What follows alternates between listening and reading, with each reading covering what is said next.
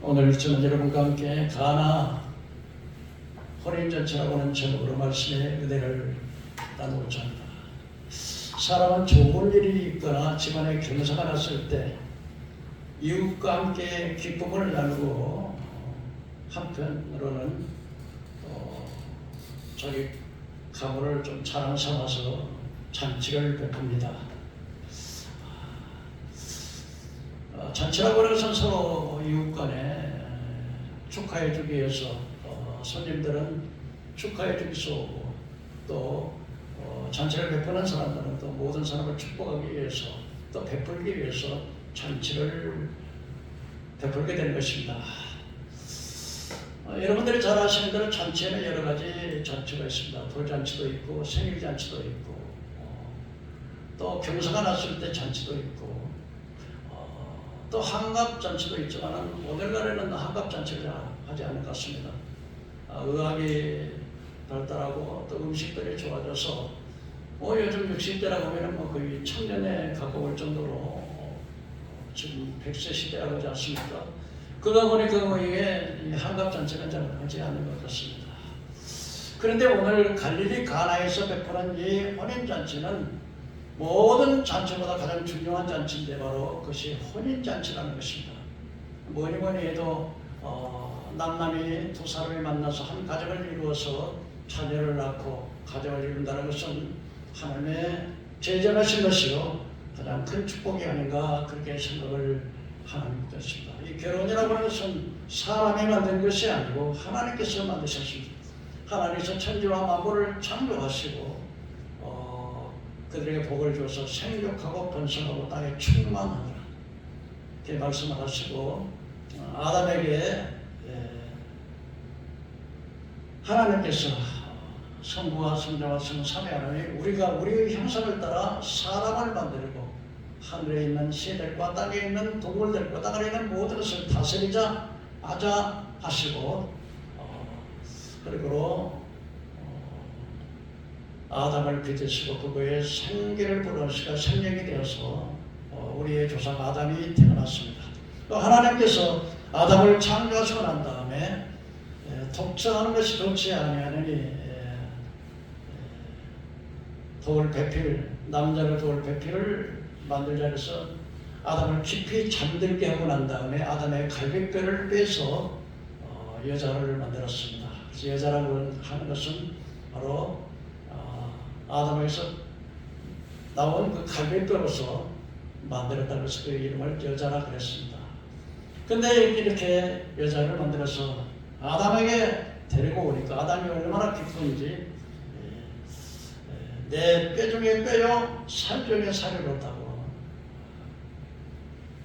그래서 하나님께서는 이제 두 몸이 그래서 결혼을 하게 되면은 남녀가 합해서 한 몸을 이룬다. 그래서 부모를 떠나서 한 몸을 이룰지니라. 둘이 아니고 이제 하나가 되는 것입니다. 이것은 하나님께서 가정의 제도를 세워주시는 또 축복인 것입니다. 여러분 가정이 건전해야 사회가 건전하고 사회가 건전해야 국가가 건전하게 되는 것입니다. 그러므로 이 결혼이라고 하는 것은 부모를 떠나서 남녀가 두 몸이 한 몸을 이루는 것이 바로 결혼인 것입니다. 그래서 아내는 남편을 돕고 또 남편은 또 자기 갈비뼈이기 때문에 자기 사랑하는 한 몸처럼 두 몸이 이제는 둘이 아니라 하나가 돼서 한 몸을 이루게 되는 것입니다. 그런데 오늘날 이 결혼식이라고 하는 이 결혼식을 동성 결혼이라고 하는 게 뭐겠습니까? 남자가 남자끼리 여자가 여자끼리. 그렇게 되면 여러분 남자가 남자끼리 여자가 여자끼리 어떻게 예를 낳겠습니까? 이거는 하나님에 대한 전적인 하나님 앞에 도전하는 것이고 또 인류가 예를 낳지 않으면 어떻게 됐습니까? 인류가 멸종되지 않겠습니까? 이렇기 때문에 동성결혼, 그래서 동성결혼 합법화 그런데 또 사람들은 또 이게 남자가 남자끼리 여자가 여자끼리 동성 결혼하면서 이걸 차별한다 그래가지고 법으로 차별금지법을 세우고 이런 것은 창조의 질서에 어긋나는 것이고 하나님께 도전하는 것이고 인류를 파멸로 몰아가는 비극적인 일이라고 하는 것입니다. 그렇기 때문에 여러분 이 결혼이라고 하는 질서는 하나님께서 아담을 창조하시고 그 갈비뼈로 여자를 만드시고 돕는 배필을 주셔서 부모를 따라서 한 몸을 이루겠다고 하는 이 가정을 주시는 것은 하나님께서 창조하는 모든 만물은 생육하고 번성하고 땅에 충만하게 되는데 동성 결혼을 하게 되면 어떻게 자녀를 낳아서 충만할 수가 있겠습니까? 그렇기 때문에 이건 굉장히 불법이요 또 인류를 파멸로 몰아가는 사단의 악한 행위라고 하는 사실을 우리는 잊어서는 안 되겠습니다. 이 젠더라고 하는 것은 여러분 그 남자가 성수술을 해가지고 여자로 이렇게 되고 또 여자가 또 성수를 했고 남자로 되는 이런 것들은 아주 하나님 앞에 악한 것입니다. 그렇기 때문에 하나님께서 이와 같이 악한 행위를 통해서 얼마나 많은 사람들이 아프리카에 보면은 그 야만인이고 가난한 민족인데 에이즈라고 하는 그 무서운 병으로서 옛날에는 뭐 임진매독이라는 게 있었습니다만 임진매독보다도 훨씬 더 무서운 그 에이즈라고 하는 무서운 병에 걸리게 되는 것입니다. 에이즈는 자기만 걸리는 것이 아니라 거기에서 에이즈 병에 걸리게 되면 그 후손들이 계속해서 그 유전돼 가지고 아주 후손은 자기가 죄를 짓지 않았는데도 이 부모님의 잘못 때문에 평생에 무서운 에이즈 병으로 고통당하는 모습을 보게 되는 것입니다.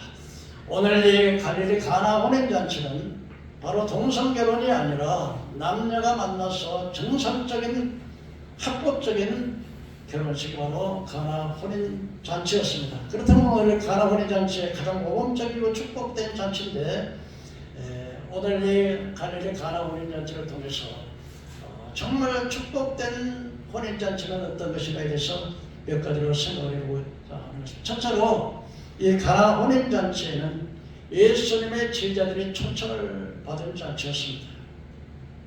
요한복음 2장 1절에서 2절에 사흘째 되던 날 갈릴리 가나에 혼인이 있어 예수님의 어머니도 거기 계시고 예수와 제자들도 혼례의 청함을 받았더니 라고 기록하고 있습니다. 여러분 이 잔치라고 하는 것은 사람들이 많이 올수록 그 잔치가 흥겹고 또 그 잔치에 또 귀한 분이 초청을 받아서 잔치에 참여하면 그 잔치가 더욱 빛이 나는 것을 볼 수 있습니다. 예를 들면 시골에서 결혼잔치를 한다 잔치하게 되면 그 시골에 그 면장님이 이렇게 오시면 얼마나 그 잔치가 아주 돋보이는지 모릅니다. 또 연예인이 온다든지 또 정부의 훌륭한 장관이나 국회의원들이 오게 되면 그 잔치가 더 아주 돋보이게 되고 또 그런 분들이 오게 되면 또 사람들도 더 많이 오게 되는 것을 볼 수가 있습니다. 잔치는 뭐 잔치를 이렇게 벌였다 해서 서너 사람 오면은 뭐 그게 흥미가 되겠습니까? 사람이 많이 모이면 아주 즐겁고 흥겨운 잔치가 되는 것입니다. 그런데 오늘 본문에 보니까 예수님의 제자들이 그 잔치에 초청을 받았다는 것입니다. 어떻게 보면은 이 잔치집에 예수님의 어머니 마리아가 온 것을 보면은 아마 예수님의 친척이 아닌가 그렇게 생각도 듭니다. 그러나 무엇보다 이 잔치의 지혜로운 것은 바로 그 자리에 아주 세상에서 더할 나위 없이 귀하신 분 예수님을 초청했다는 것입니다. 여러분 우리 개인도 마찬가지입니다. 여러분 우리 개인의 마음속에 예수님을 초청하는 사람은 복 있는 사람인 것입니다. 예수님이 내 가정에 또 내 사회에 내 직장에 내 나라의 주인이 되어 주실 때 그 개인이나 가정이나 사회나 국가는 복을 받는 나라가 되는 것입니다. 그런 의미에서 오늘 이 갈릴리 가나 혼인잔치에 예수님이 초청받은 것은 굉장히 지혜롭고 축복받은 잔치가 될 수밖에 없는 것입니다. 왜냐하면 예수님은 만왕의 왕이요 만주의 주이시기 때문입니다. 예수님께서는 능치 못할 실이 없는 분이십니다. 바람과 파도를 꾸짖을 때 바람과 파도가 잔잔해서 사람들이 놀래가지고 이 누구기에 바람과 파도가 순종하는 거라고요. 바람과 파도도 예수님께서 잠잠하라 고해라고 명령하실 때 바람과 파도가 잠잠해지는 그런 것을 볼 수 있습니다. 눈만 소변이 물을 뜨게 하시고 벙어리가 말을 하게 하시고 문둥이를 깨끗게 하시고 귀신을 쫓아내주시고 죽은 자를 살리시고 세리와 죄인도 용서하시고 가난한 자에게 복음을 전하시고 물의 변화의 포도주가 되게 하신 전능하신 그 주님께서 우리의 삶 속에 오신다면 정말 또 그분을 우리 삶 속에 초청한다면 그분이 가장 지혜로운 분이 아닌가 이렇게 생각할 때 갈릴리 가나 혼인잔치는 가장 지혜롭고 가장 축복된 잔치라고 생각해 볼 수가 있는 것입니다. 여러분 우리나라도 마찬가지입니다. 우리나라도 예수를 믿기 전에는 정말 무지하고 가난하고 헐벗고 굶주렸습니다. 굶어 죽는 사람도 참 많았고요. 한번 병들면은 뭐 의사가 뭐가 있겠습니까? 그냥 전염병으로 그 한 동네가 그냥 전멸하듯이 그렇게 죽고 그렇게 가난하고 무지하고 거의 다 뭐 양반들 제놓고는 전부 다 일자무식해서 그냥 깜깜이 검은 것은 글자에 하얀 것은 뭐 종이라는 식으로 전혀 무지하다 보니까 반나 속고 무지하다 보니까 자꾸 압박당하고 서름나고 게다가 우리가 뭐 영토가 넓습니까? 조그만 땅덩어리에 지화자원도 없고 겨우 농사를 지어서 먹고 사는 그런데 그냥 가뭄과 홍수와 폭우가 또 발달하지 못하는 농경 사회에서 굶주리고 배고프고 또 강대국에 있어서 일본 36년 식민지하에 그렇게 압박을 당하고 거기서 해방을 받았지만은 그러나 또한 6.25라고 하는 동족성장으로 정말 처참했던 과거에 우리 조선의 역사를 우리가 그런데 어떻게 이 나라가 이렇게 복을 받았습니까? 바로 하나님을 이 나라에 초청하셨어요. 80년대 제가 신학대학을 졸업하고 성가대 기도할 때는 온 산천에 뭐 삼각산, 태백산 어느 곳을 끝없이 산에 사람들이 잠을 자고 밤새도록 나서 하나님께 부르짖고 기도했습니다. 기도 소리가 천지를 진동할 만큼 그렇게 기도하고 하나님 우리를 축복해 주시라고 천부의 의지없어 손을 봅니다. 주나를 박대하면 내 어디 가겠냐고 찬양할 때 눈물을 감같이 쏟고 그 모습을 주님 보시고 이 땅에 복을 주셨습니다. 어느 분이 한국 새 영웅이라고 하는 글을 쓴 것을 읽어봤습니다. 우리나라의 무역 적자가 일본을 훌쩍 넘었다고 합니다. 우리 기억 속에 일본을 감히 넘지 못할 무역 흑자의 대국이 되었습니다. 왜요? 하나님이 이 땅에 복을 주셨기 때문에 하나님을 우리 주인으로 모셨기 때문에 금융위기에 특수한 사정 탓이겠지만은 식민지였던 우리가 이 흑자의 대국을 한 번이라도 일본을 앞서본 생애가 과거에 기성세대에 있었습니까? 그런데 요즘 런던에서 잘 나가는 전자제품 30%가 삼성전자제품, 우리나라 삼성전자제품. 지금 미국에서 가장 성장하는 자동차 회사는 현대자동차가 모두가 일본 회사들이 가지고 있던 그 회사들을 지금 이제는 우리 삼성과 이제 대우 또 정주현씨의 이 자동차에서 석권하고 있습니다. 대영 제국의 콧대 높았던 수도와 세계 자동차 산업의 메카에서 우리가 일본을 위협하게 된 이런 기적이란 말 외에 무엇을 더 할 수가 있겠습니까? 한국이 일본보다 앞서서 G20 전설회의의 의장국이 되었습니다. 여러분 G20의 의장국이 된다는 것도 대단한 것이지만 그런 것은 기적촌에도 끼지 않을 정도로 더욱 우리나라의 산업이 발달하고 있는 것입니다. 내가 궁금한 것은 무엇이 이런 기적을 우리에게 가져왔을까요? 우리나라는 임진왜란 이후 우리가 300년간 타락을 거듭했으며 우리가 300년간 지지멸렬하게 망했던 집안이든 사회든 나라든 한번 이렇게 망하게 되면은 회생이 참 하기가 쉽지 않은데 마치 우리나라는 마치 시궁창에서 장미꽃이 피듯이 일어났다는 것입니다. 우리 어딘가에 이렇게 소중한 불씨가 꺼지지 않고 있었던 것입니다.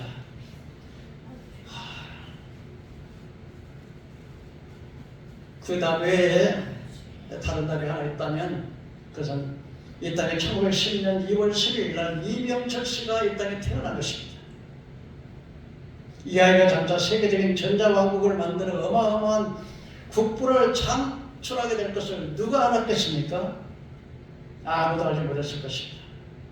나라가 망한 상태에서 나라를 먹여 살릴 인물이 태어났다는 것은 우리 대한민국의 미래에 대한 애언과도 같은 것이었습니다.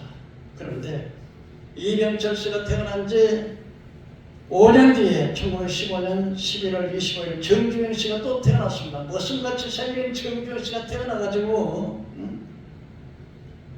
장차 조선 대구 배를 만드는 게 지금 조차 배선자인데 과거 조선이 아니고 배를 만드는 조선 대국을 만들고 자동차 대국의 꿈을 이루고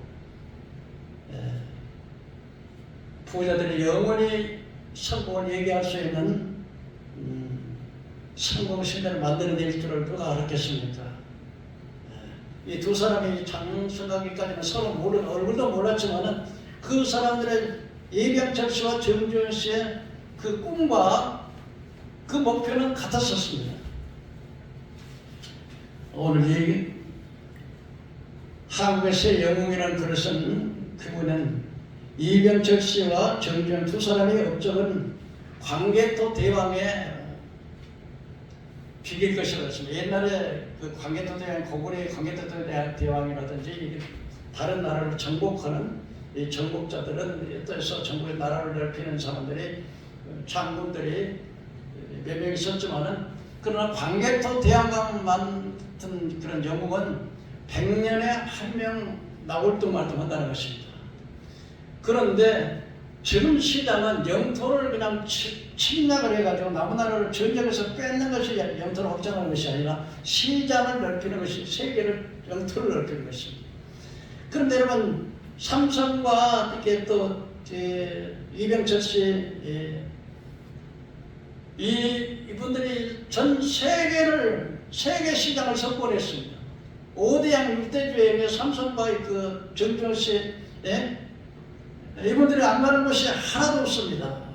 지금까지 땅끝까지 삼성과 이병철 씨가 이제 지금 땅끝까지 상륙을 해서 피를 흘리며 교도부를 확보하고 거기서 적을 치면서 전진해서 우리 영토를 넓혔습니다. 우리 영토를 우리가 전쟁을 해서 막 땅을 빼앗았다는 것이 아니라 시장에 점령하면 바로 그 나라를 점령하는 것이 되는 것입니다.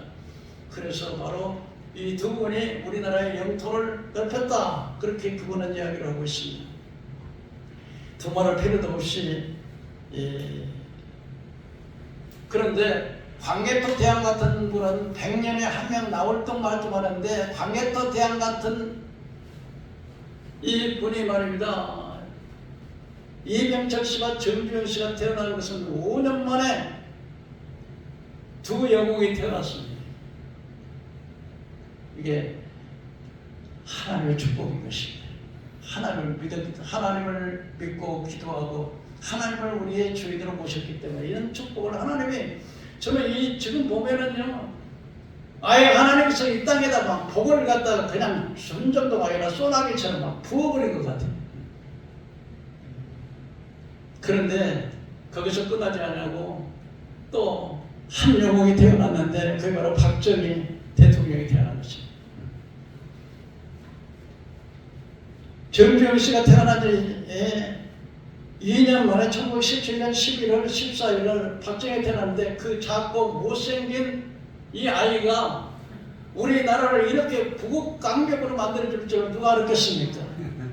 박정희는 수출 주도성장, 중화공업 육성 전략, 외자 도입 전략은 결국 모두 성공을 했고 우리 역사의 물줄기를 바꿔놨습니다. 박정희가 있었기에 이병철과 정주영이 있었고 이병철과 정주영이 있었기에 박정희가 위대할 수 있었습니다. 100년에 한 번 나올 듯 말 듯한 영웅들이 한 번에 3명이 이 땅에 영웅들이 태어나서 이 땅에 지금 대한민국은 세계 어느 나라에도 전자라든지 뭐 배라든지 산업이 조선이라든지 IT 산업이라든지 또는 건축이라든지 기술면에 대해서 전 세계에 그리고 방위 사업이라고 해가지고서 무기도 폴란드 같은 그런 나라에도까지 우리나라 도저히 따라올 수 없는 세계에서 어느 나라에서도 만들 수 없는 그 강력한 방산 산업을 통해서 무기를 수출해서 어마어마한 돈을 우리나라가 이렇게 벌어들이고 있습니다.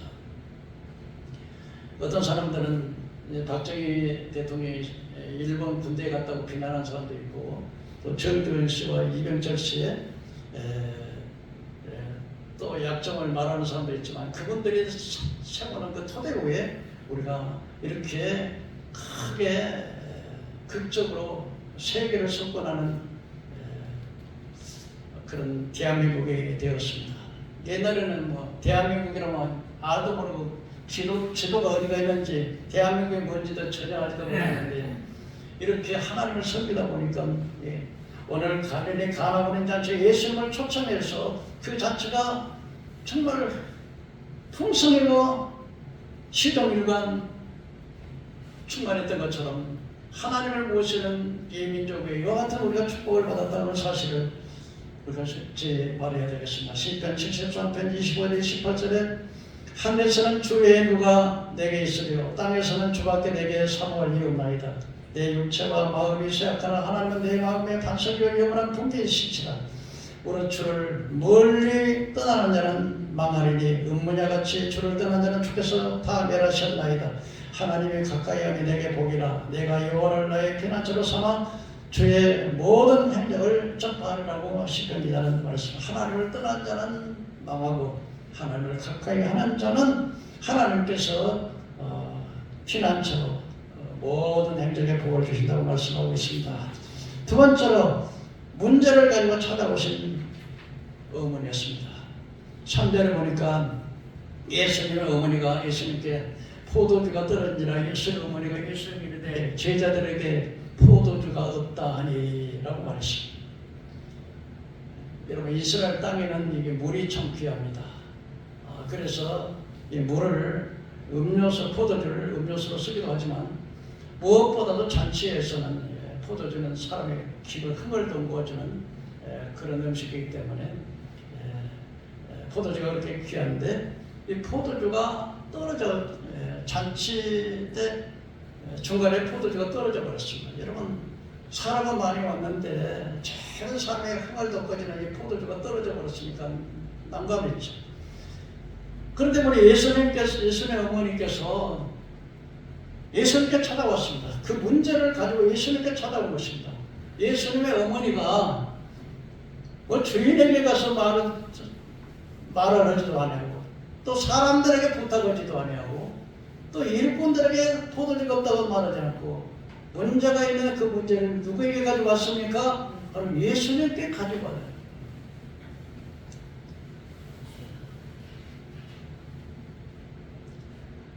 오늘 사람들은 많은 문제가 있습니다. 그런데 우리가 문제를 만나게 될 때 그 문제를 예수님께 가져오지 않습니다. 사람들은 자기가 그 문제를 만나게 되면 자기가 그 문제를 해결하나요? 자기가 그 문제를 해결하려고 아주 동본 찾아가고 또 때로는 사람을 찾아가기도 하고 돈을 의지하기도 하고 그럽니다. 우리가 병들어서 제일 먼저 하나님께 기도하는 것보다는 먼저 의사를 찾아가고 어떤 문제를 있을 때 그 문제를 가지고 주님께 나가지 않습니다.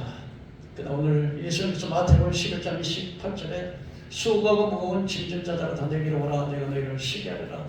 여러분, 주님께서 우리의 문제를 가지고 오라 내가 그 문제를 해결해 주리라고 말씀하고 있습니다. 마태복음 14장 13절 20절에 보니까 이 광야에 제자들과 또 병든 사람들이 크게 모였습니다. 남자만 5천 명이 모였습니다. 분여자까지는 몇만 명 모였을 것입니다. 그런데 우리 예수님께서 계속 사람들의 병을 다 고쳐주시다니 해가 저물었습니다. 그때 제자들이 말했습니다. 예수님 날이 저물었고 지금 여기는 빈들입니다. 그런데 사람들을 이제 동네로 보내가지고서 음식을 사 먹게 하십시다. 그렇게 말을 했습니다. 그때 예수님께서는 너희가 먹을 것을 주어라.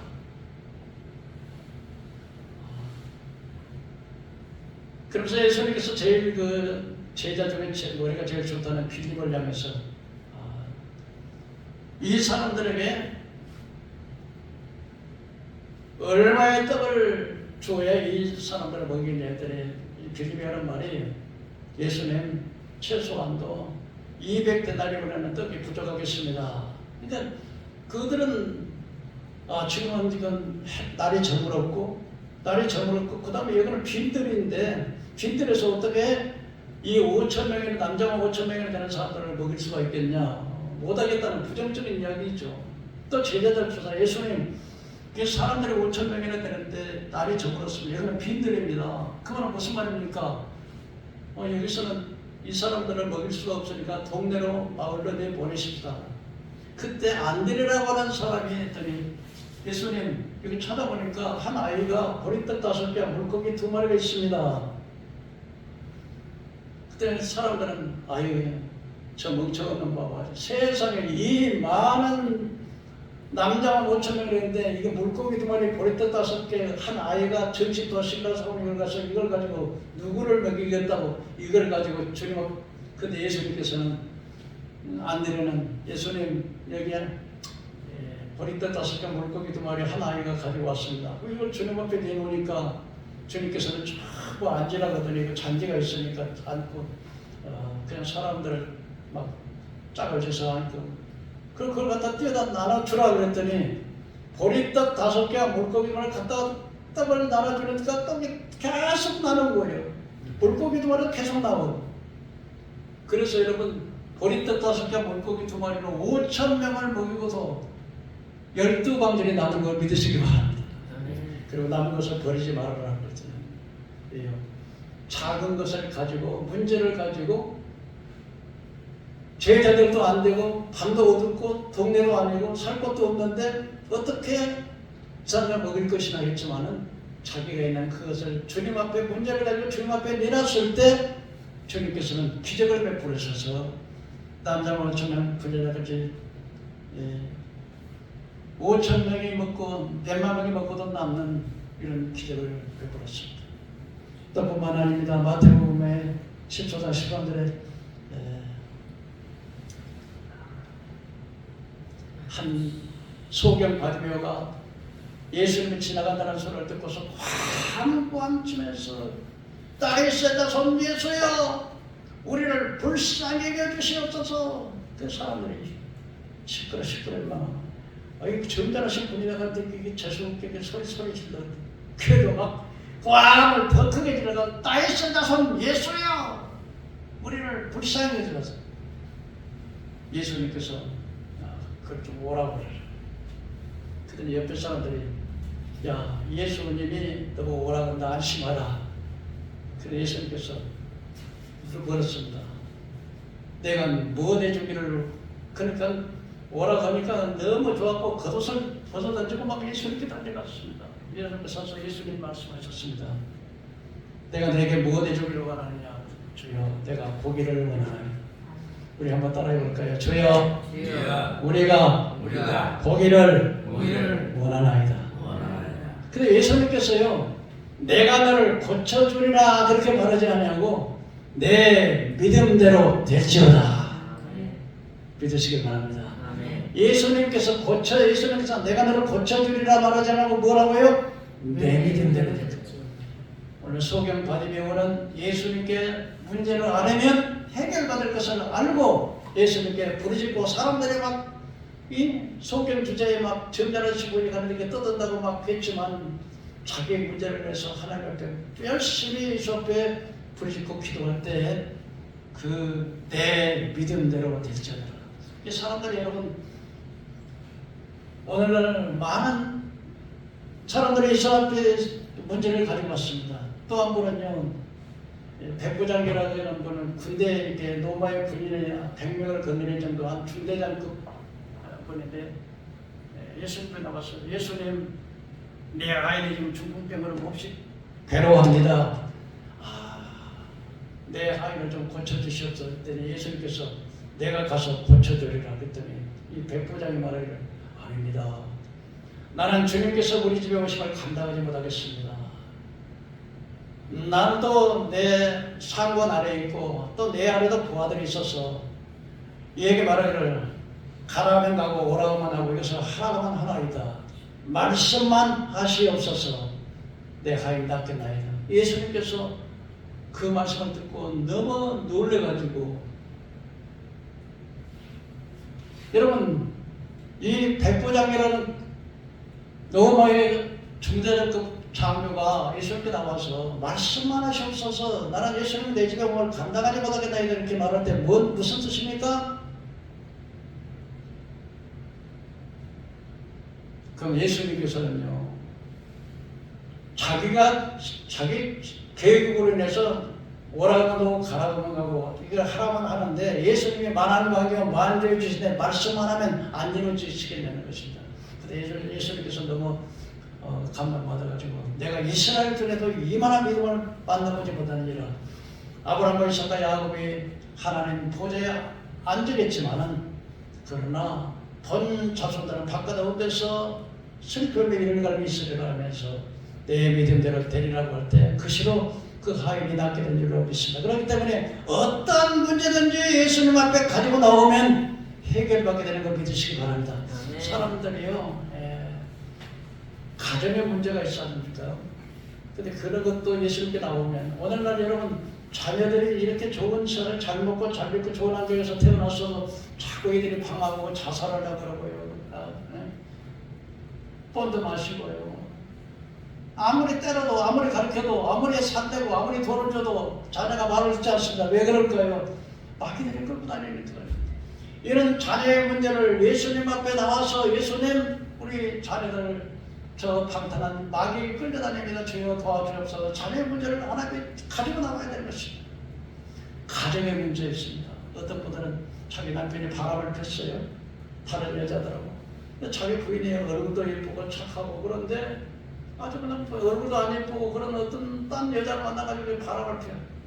그러면 어떤 사람은 막 갖고 막 화를 내가지고 막 남편하고 싸우고 막 그 여자한테 가서 막 머리채를 휘어잡고 막 싸우는 사람이 있는가 하면은 그렇게 안 하고 하나님 앞에 기도해요. 주여 저 우리 남편이 지금 사탄의 미혹을 받아가지고 이렇게 바람을 피는데 주님이여 저 악한 세력이 떠나가게 하옵소서. 기도하면 주님께서 문제를 해결해 주는 거예요. 가정의 문제가 해결될 거라는 거예요. 경제적인 문제도 힘들고 어렵습니까? 하나님께 기도하시면 직장도 하나님 주시고 다 이렇게 해결해 주시는 분이 주님인 것을 우리가 알아야 되겠습니다. 셋째로 여러분 예수님은 예수님 자신이 메시아이신 것을 보여줬습니다. 예수님께서 마리아가 예수님께 와서 예수님 그 아들이니까 포도주가 없다. 아마 큰 아들이니까 상당히 믿은 것 같아요. 우리 큰 아들에게 뭔 이야기를 하든지 해결할 것이다. 그런데 그때 이 예수님이 하시는 말씀이 여자여 당신과 나와 무슨 상관이 있나이까 이렇게 말합니다. 여러분들 이렇게 말하면 우리나라 말로 하면 아주 세상에 어떻게 어머니라고 하는 그 여자여 당신과 나와 무슨 상관이 있습니까? 아니, 자기 어머니는 자기 아들에게 나와서 어려운 문제를 해결하라고 왔는데 여자여 이렇게 생각하면 여러분 굉장히 참 우리나라 말하면 호로자식이 되어 이렇게 말했어요. 그래서 사실은요, 이 헬라어에 보면은 테나이라고 하는 말은 오히려 낮추는 말이 아니고 오히려 왕후를 부를 때, 또 사랑하는 아내를 사랑스럽게 부를 때 그렇게 부른답니다. 예수님께서 십자가에서 못 박혀 들어갔을 때 엄마 마리아가 막 그 밑에서 막 그 고통당하는 그 아들을 모습하면서 우는 그 모습을 보면서 여자여 이렇게 불렀던 것을 볼 수 있습니다. 그러나 나는 그 존귀한 말이지만 왜 예수님께서 이렇게 말씀하셨을까? 그것은 바로 공적으로 나는 창조주요 창조물과 피조물이라는 것을 분명히 보여줬습니다. 예수님께서 잉태하셨을 때 마리아의 남편 요셉은 오해를 해가지고서요, 어떻게 여자가 그냥 내가 약혼녀인데 이렇게 임신을 했으면 다른 남자 봐가지고 임신했겠다 해서 그걸 갖다가 고개가 알리면 돌을 들어서 첫 죽여 여자를 가늠했다고. 그러니까 자기 선에서 끊으려고 했을 때 천사가 꿈속에 나타나서 다윗의 자손 요셉아 내 아내 마리아 데려오려는 무서운 말라. 이는 성령으로 잉태된 것이니 아들을 낳으니 이름을 예수라. 이는 자기 백성을 죄에서 구원할 자니라. 하나님이 천사를 보내가지고 현무할 때 그때 요셉은 그 말을 듣고 자기 아내를 데려와서 아내가 예수님을 낳기까지 동측지 아니하더니 예수님 낳으시니 이름을 예수라 하더니 마리아가 있을 때 가브리엘 천사가 왔습니다. 은혜를 입은 자여 평안할지어다. 그랬더니 마리아가 놀래가지고 어떻게 그런 인사가 있습니까? 그랬더니 내가 성령으로 잉태된 것이 잉태됐는데 내가 잉태됐는데 그 잉태된 자는 지극히 크신 하나님의 아들이라 일컬음을 받을 것이며 천하를 통치하는 위대한 구원자가 될 것이다. 그렇게 말을 했더니 마리아가 아유 천사님 나는 이 남자를 모르는데 어떻게 얘를 낳습니까? 그랬더니 성령으로 내게 잉태된 것이니 아들을 낳으니 이름을 예수라. 그뿐이 아니십니까? 이 유대인들은 8일이 되면 할례를 행합니다. 할례를 행하면 갈릴리에서 예루살렘에 가게 되는데 그때에 경건한 시몬이라는 사람은 네가 메시아 그리스도를 보기 전에는 너는 죽지 못할 것이다 했는데 할례를 행하면서 음식을 일하는 마리아와 요셉이 올 때 예수를 딱 안고서 이 시몬이라는 이 사람이 주여 감사합니다. 내가 그리스도를 보기 전에는 내가 죽지 않으려고 하셨는데 오늘 이 그리스도를 내가 안게 되고 보게 돼서 감사합니다. 이렇게. 또 한나라고 하는 이 안나라고 하는 여자는 7년 동안 결혼해가지고 남편이 죽고 난 다음에 84년 동안을 금식하면서 기도했는데 바로 그분이 이렇게 말을 했습니다. 예루살렘의 속량을 바라는 모든 자들에게 그에 대해서 예수님에 대해서 이야기를 했습니다. 그때 마리아는 예수님이 자기가 낳지만은 자기 몸에 낳지만은 이분이 바로 하나님의 아들이시요 그리스도요 인류를 구원하는 구원자라는 걸 알았습니다. 그러나 30년이 되도록 그냥 이렇게 지내다 보니까 동생들하고 형들하고 그래서 그 메시아라고 하는 사실을 잊어버릴 정도로 그냥 오늘 예수님께서 그걸 깨우쳐주는 거예요. 여자여 나와 무슨 상관이 그 말은 무슨 말입니까? 나는 창조주 하나님이고 나는 피조물이라는 사실을 분명히 보여주더니 그때 마리아는 이 사실을 그때 깨달았습니다. 그러면서 하는 말이 네 번째로 우리가 기억할 것은 무슨 말을 하든지 하인들에게 그대로 하라. 그대로 하라. 그렇게 말씀을 했습니다. 네 번째로 오늘 가나 어린 잔치를 통해서 배울 수 있는 것은 이 예수님께서 때가 되면 물을 떠다가 여자에게 갖다 주라고 말을 했습니다. 물을 떠다가 여자에다 갖다 주라고 말을 했을 때 마리아가 하인들에게 뭐랬습니까? 주님께서 말씀하시는 대로 그대로 하라고. 근데 이 하인들은 물을 떠다가 채웠는데 어디까지 채웠냐? 아구가를 그냥 두세 통은 물 2통, 3통 되는 항아리 6개가 있었었는데 거기다 물을 갖다 채우라고 그랬어요. 근데 이 제자들이, 이 하인들이 채우라 어디까지 채우냐? 물을 아구까지 채우더래요. 어디까지 채워요? 아구. 정신 좀 바짝 차리세요. 예. 귀중한 말씀이에요. 잘 들으세요. 여러분, 비 오는 날 항아리 종지기를 갖다 놓고 항아리를 갖다 놓으면 종지기를 갖다 놓으면 어떻게 된 물이? 아무리 많아도 얼마만큼 차요? 종지기만큼 차지. 근데 항아리를 갖다 놓은 물이 많이 차겠어요? 종지기를 갖다 놓으면 많이 차겠어요? 그러니까 하나님께서 이걸 넓게 열라는 게 큰 믿음을 가지라는 거예요. 우리는 그냥 하나님에 나서 종지기 갖다 놓고서 그런데 오늘 제자들은 어떻게 해요? 제자들은 만일에 이 물을 항아리에다 채우라고 주님 말씀하셨대 밑에 절반도 못 채웠다 그러면요 그것이 포도주가 얼마쯤 됐겠어요? 절반도 안 됐겠지. 절반쯤 채웠으면 얼마쯤 됐어요? 절반쯤 포도주가 됐겠죠. 그런데 아구까지 가득 채웠으니까 그 물이 뭐가 됐어요? 포도주가 가득 찼겠지. 그러니까 우리가 하나님께서 이 믿음을 넓게 열고 큰 믿음을 가지라는 거예요. 그리고 제자들이 나가서 그 물을 갖다 떠다 갖다 연회장에다 갖다 주라고 했을 때, 예? 여러분 너무 뜨뜻하니까 졸리죠? 이게 너무 뜨뜻하게 하지 말고 좀 차갑게 해야 주님, 연회장에 좀 포도주가 없는데 왜 물을 갖다 달라 그럽니까? 그랬나요? 순종이 제사보다 낫는 거예요. 그래서 순종이 제사보다 되는 것이 수양의 기름보다 나아서 그에 간 것은 정치는 자와 같고 왕의 것은 사실무사하게 철을 자와 같다. 왕이 하나님의 말씀을 보냈으므로 하나님께서 왕을 보내서 왕이 되지 못하게 하셨나이다.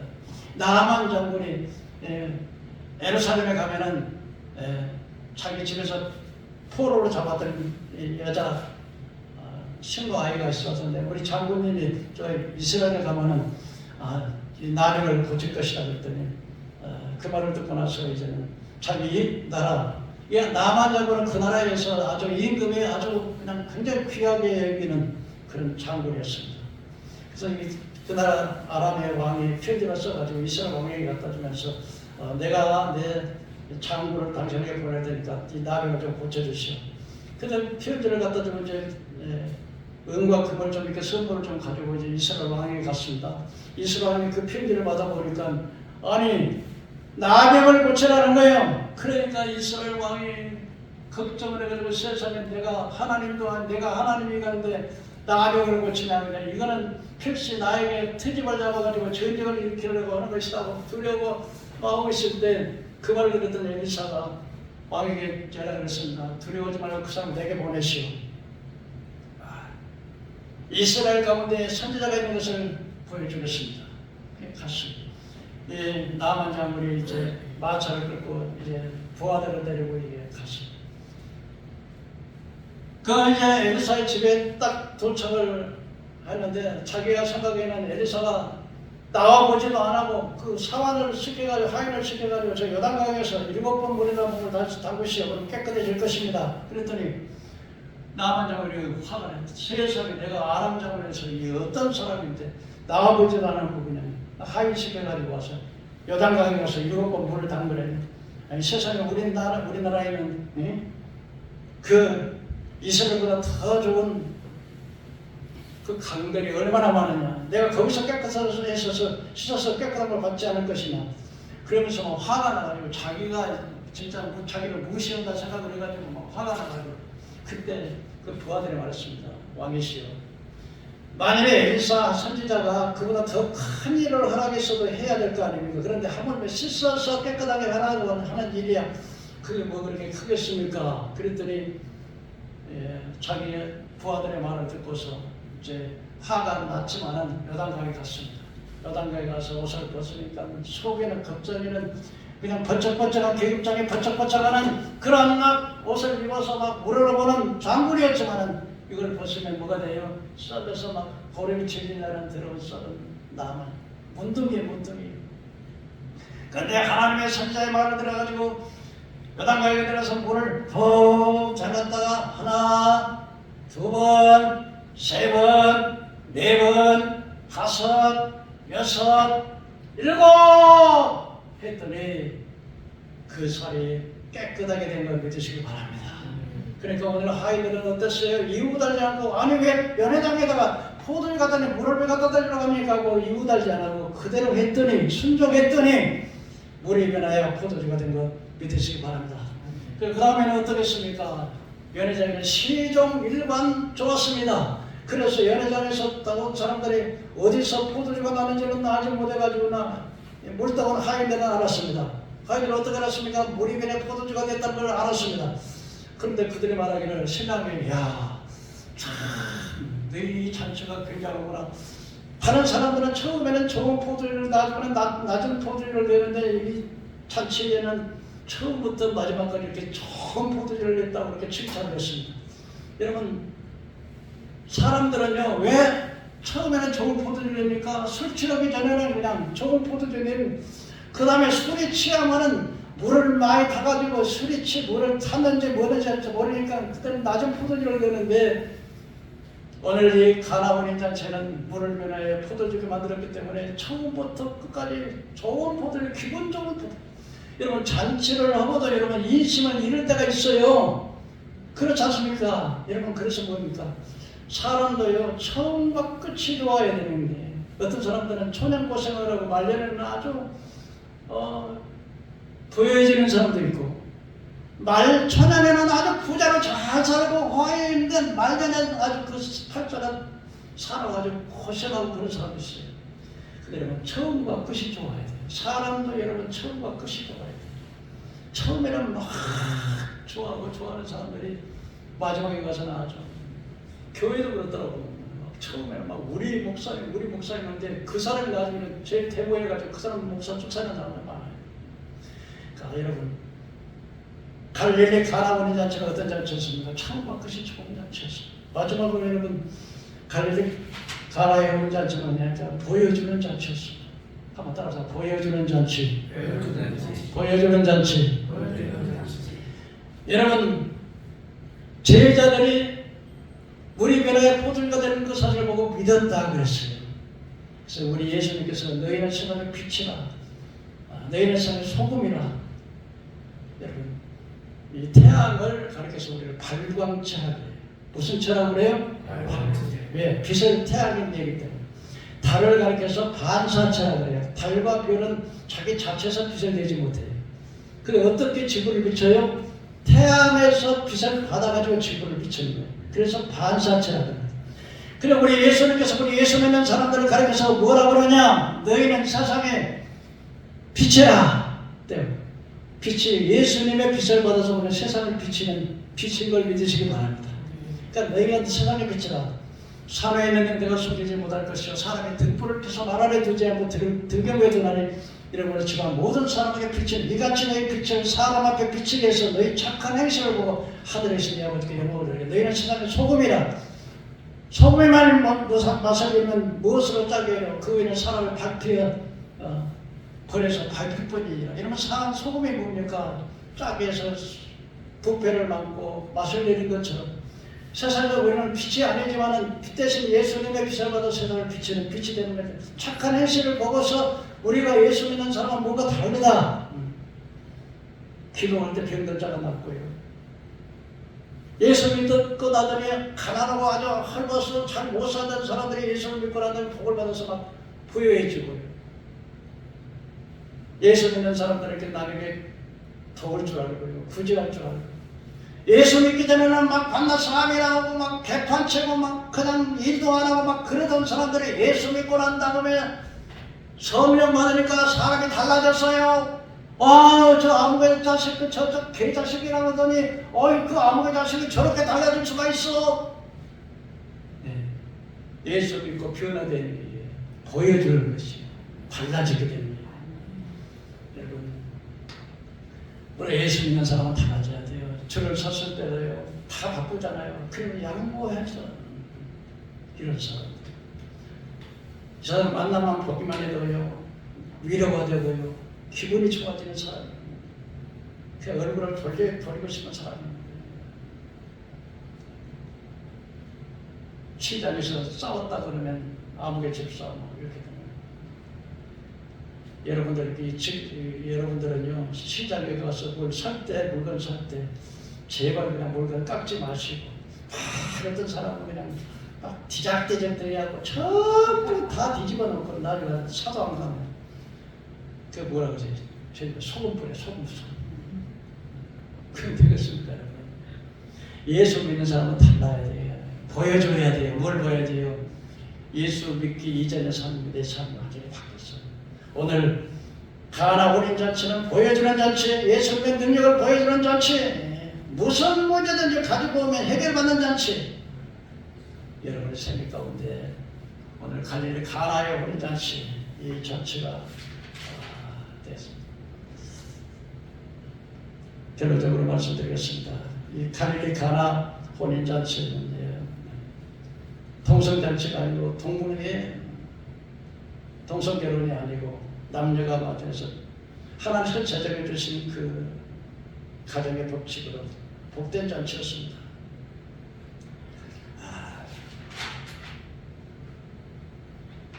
갈릴리 가나의 혼인잔치는 무엇보다 예수님을 초청하는 잔치였습니다. 우리 삶 속에 우리 가정의 개인의 사업의 국가의 예수님이 우리의 주인이 되어야 되겠습니다. 갈릴리 가나 혼인잔치는 하인들이 물을 따를 때 그대로 순종하는 잔치, 믿음의 잔치였습니다. 갈릴리 가나 혼인잔치는 처음보다 나중에 더해서 풍성해서 잔치하고 욕먹는 잔치가 아니라 끝까지 모든 사람 칭찬받는 잔치였습니다. 마지막으로 갈릴리 가나 혼인잔치는 보여주는 잔치였습니다. 우리 예수 믿는 사람들이 우리의 삶을 통해서 저들은 하나님은 안 보입니다. 그러나 뭘 통해서 하나님을 보느냐? 우리 삶을 통해서 하나님을 봐야 되는 겁니다. 네가 예수 믿으면 나는 네가 천당 가면 나는 만당 간다. 그럼 고개를 돌리면 되겠습니까? 당신 보니까 하나님 살아계시네. 당신 예수 믿는 거 보니까 나도 믿고 싶어. 당신은 뭔가 좀 달라. 이렇게 되어지는 저와 여러분의 되기를 주의 이름으로 축원합니다. 기도합시다.